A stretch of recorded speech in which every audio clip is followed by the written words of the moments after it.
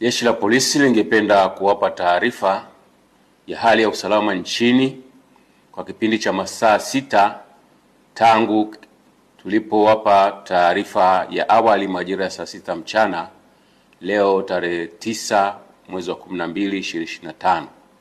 Hali ya usalama nchini ni shwari na vyombo vya ulinzi na usalama vimeendelea kuimarisha usalama wa taifa letu, maisha na mali za wananchi hadi muda huu wa jioni.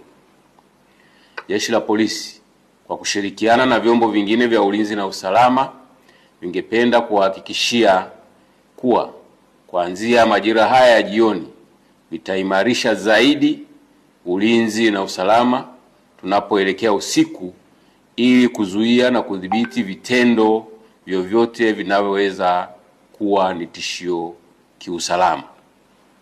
Aidha, Jeshi la Polisi lingependa kutoa wito kwa kila mmoja wetu kuendelea kuzingatia kanuni za kiusalama na kuendelea kutii sheria, kwani kila mmoja anahitaji kuwa salama wakati wote.